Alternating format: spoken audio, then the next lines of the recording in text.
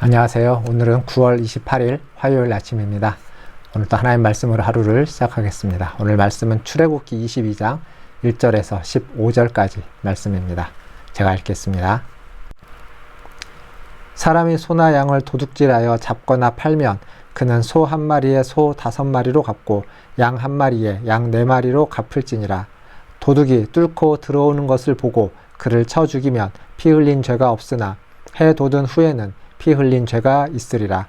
도둑은 반드시 배상할 것이나 배상할 것이 없으면 그 몸을 팔아 그 도둑질한 것을 배상할 것이요, 도둑질한 것이 살아 그의 손에 있으면 소나 나귀나 양을 막론하고 갑절을 배상할지니라. 사람이 밭에서나 포도원에서 짐승을 먹이다가 자기의 짐승을 놓아 남의 밭에서 먹게 하면 자기 밭에 가장 좋은 것과 자기 포도원에 가장 좋은 것으로 배상할지니라. 불이 나서 가시나무에 댕겨 낯갈이나 거두지 못한 곡식이나 밭을 태우면 불 놓은 자가 반드시 배상할지니라. 사람이 돈이나 물품을 이웃에게 맡겨 지키게 하였다가 그 이웃집에서 도둑을 맞았는데 그 도둑이 잡히면 갑절을 배상할 것이요, 도둑이 잡히지 아니하면 그 집 주인이 재판장 앞에 가서 자기가 그 이웃의 물품에 손댄 여부의 조사를 받을 것이며, 어떤 잃은 물건, 즉 소나 나귀나 양이나 의복이나 또는 다른 잃은 물건에 대하여 어떤 사람이 이르기를 이것이 그것이라 하면 양편이 재판장 앞에서 나아갈 것이요, 재판장이 죄 있다고 하는 자가 그 상대편에게 갑절을 배상할지니라. 사람이 나귀나 소나 양이나 다른 짐승을 이웃에게 맡겨 지키게 하였다가 죽거나 상하거나 끌려가도 본 사람이 없으면 두 사람 사이에 맡은 자가 이웃의 것에 손을 대지 아니하였다고 여호와께 맹세할 것이요, 그 임자는 그대로 믿을 것이며 그 사람은 배상하지 아니하려니와. 만일 자기에게서 도둑 맞았으면 그 임자에게 배상할 것이며 만일 찢겼으면 그것을 가져다가 증언할 것이요, 그 찢긴 것에 대하여 배상하지 아니할지니라.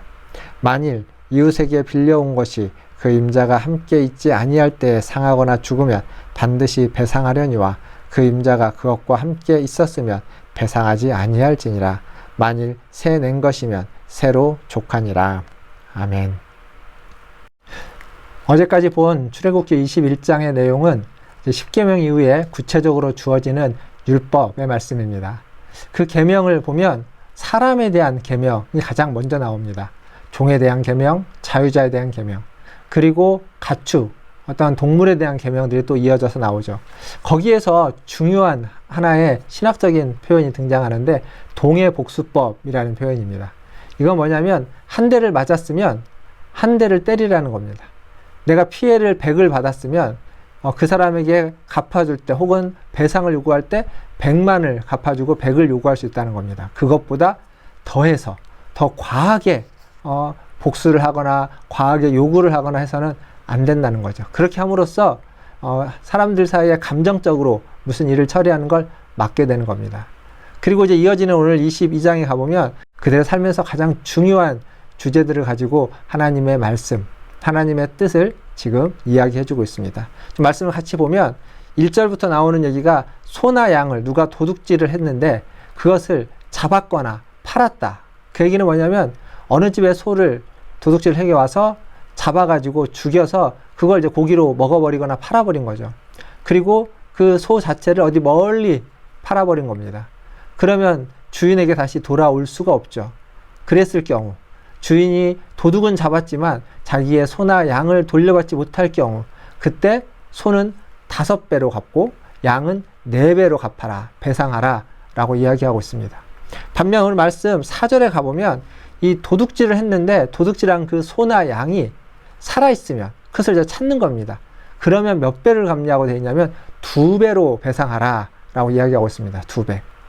이게 왜 차이가 날까요? 같은 도둑이 같은 동물을 도둑질해 왔는데 그것이 지금 가지고 있느냐 혹은 팔아버렸느냐 혹은 잡아먹었느냐에 따라서 배상의 차이를 두는 이유는 어디에 있을까요? 그건 무엇 때문이냐면 잃어버린 자, 그 소나 양을 잃어버린 자의 마음을 달래기 위한 겁니다.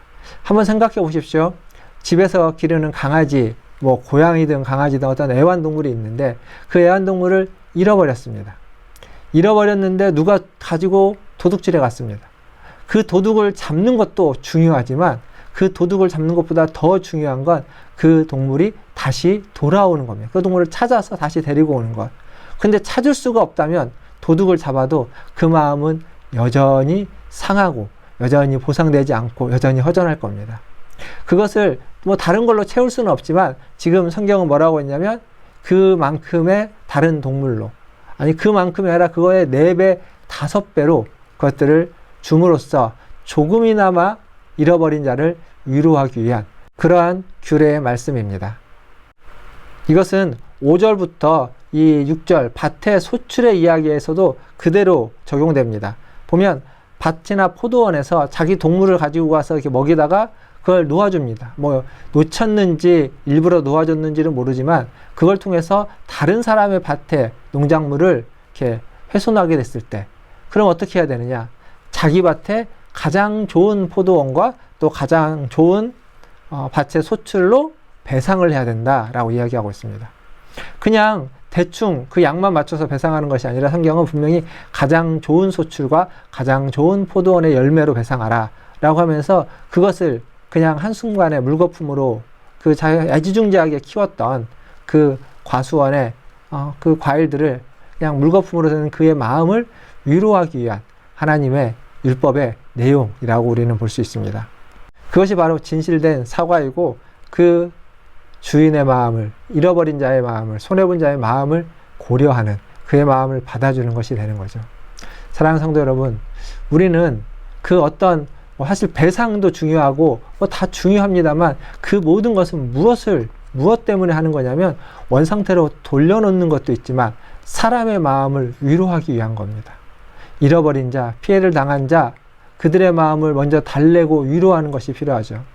그래서 교통사고가 났습니다. 접촉사고가 났습니다. 보험 처리를 해야 되겠죠. 근데 사고를 낸 사람이 차에서 내리자마자 그냥 보험 처리 해줄 테니까 빨리 가라고 하면서 미안하다, 괜찮냐 라고 하는 이 한마디를 던지지 않으면 보험 처리가 잘 돼도 기분이 나쁩니다. 마음이 그렇게 좋지 않습니다. 하지만 내리자마자 괜찮냐고, 어디 다친 데는 없냐고 이렇게 말 한마디 미안하다고 죄송하다고 하면 그 말 한마디에 뒷목을 잡고 내렸다가도 괜찮다고, 그렇게 크게 아프지 않다면 괜찮다고 하면서 이제 작게 일 처리를 할 수도 있을 겁니다.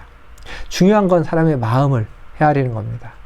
사랑하는 성도 여러분, 주님의 마음을 우리는 헤아릴 줄 알아야 되고 또 우리 이웃들의, 우리 가족들의 마음을 헤아릴 줄 알아야 됩니다. 또한 성도들의 마음을 헤아릴 줄 알아야 됩니다. 그리고 기도해 주십시오. 제가 여러분들의 마음을 더 잘 헤아려서 교회를 또 우리 성도님들을 잘 섬길 수 있기를 위해서 저를 위해서도 또한 기도해 주시기를 바라겠습니다. 그리고 마지막 7절에서 15절의 이야기는 이제 가축을 이렇게 누군가에게 부탁을 하는 거예요. 좀 돌봐달라고 위탁을 하는 겁니다.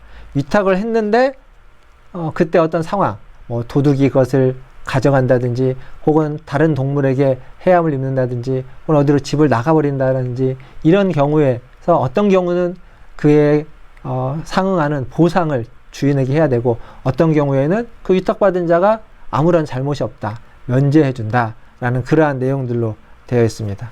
근데 여기에서 중요한 건 무엇이냐면 소유보다, 동물이나 가축보다 사람이 더 중요하다는 겁니다. 소유보다 생명이, 인격이 더 존엄하고 더 가치 있고 더 귀한 것이다 라는 사실을 지금 이야기해 주고 있습니다. 비록 배상이라는 제도를 통해서 동물로 또 그에 합당하는 어떤 소출로 이렇게 배상을 하지만 그 배상 자체가 목적이 아니라 그걸 통해서 잃어버린 자들, 피해를 받은 자들, 그들의 마음을 위로하고 그들의 마음을 헤아리는 것, 그게 가장 중요하다라는 것을 오늘 이 율법은 우리에게 말해주고 있습니다. 사랑하는 성도 여러분, 율법하면 딱딱하죠.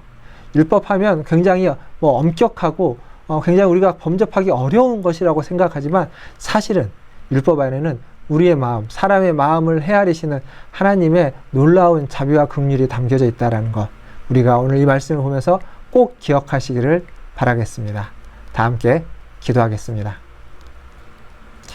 하나님, 이 땅을 살아가면서 내 판단, 내 생각, 내 이익, 아버지 나의 편안과 안전만을 도모하며 살아가지 않도록 주님 우리를 도와주시옵소서. 우리는 연약해서 자꾸 팔이 안으로 굽고 하나님 자꾸 편안한 것을 추구하고 하나님 자꾸 나태해져 가고 아버지 하나님 자꾸 뒤로 빠져가는 경우가 있습니다. 주님 우리를 붙잡아 주시고 우리 안에 다시 한번 성령의 불을 허락하여 주셔서 새 생명을 불어넣어 주시고 새 힘을 주셔서 아버지 하나님 이 시대를 살아가면서 특별히 코로나 시대에 다시 한번 주님이 주시는 성령 충만함으로 하나님 이 시대를 살아낼 수 있도록 이겨낼 수 있도록 주님 인도하여 주시옵소서. 뒤로 물러나지 않게 하시고 하나님이 인도하시는 곳 아버지는 어디일지 모르지만 아브라함이 발걸음을 옮긴 것처럼 우리의 발걸음을 옮겨서 나아갈 수 있도록 주님 인도하여 주시옵소서. 하나님도 기도합니다. 우리 문화촌제일교회 우리 연약한 우리 성도님들이 있습니다. 특별히 아버지 하나님 지금 병원에서 수술 후에 재활치료를 하고 있는 우리 곽교덕 권사님 고관절 수술은 잘 되었지만 회복하는 게 굉장히 더딥니다. 아직도 홀로 걷지 못하고 있는데 주여 불쌍히 여겨주셔서 속히 회복될 수 있도록 도와주시옵소서. 또 무릎 관절을 수술한 우리 김성문 원사님 아버지 하나님 잘 회복되어서 하나님 더 건강하게 다닐 수 있도록 주님 인도하여 주시옵소서. 또한 병원에 계신 우리 어유철 권사님 주님 식욕이 돌아오게 하여 주시고 그의 몸이 그의 마음이 아버지 하나님 예전처럼 더 활기차게 아버지 하나님 회복되어서 살아갈 수 있도록 주님 인도하여 주시옵소서. 오랫동안 병상에 있는 우리 유기정 원사님과 아버지 하나님 또 우리 이미애 집사님의 남편 집사님 주님 그 항암 치료에도 함께하여 주시옵소서. 하나님 이제 연로하셔서 아버지 하나님 몸이 불편하신 우리 노근상 원사님 또 우리 이종혁 원사님 또 아버지 하나님 그 외에도 우리가 다 헤아릴 수 없는 우리 어르신들의 병환과 아픔 주님이 아시는 줄 압니다. 주님 고쳐주시고 치유하여 주시옵소서. 아버지 하나님 또 기도하는 것은 우리가 알지 못하는 또 병환 가운데 하나님 병원에 다니시고 또 치료를 받으시고 또 인생의 여러 가지 어려움들과 문제들이 있는 우리 성도님들을 주님이 다 아시는 줄 압니다.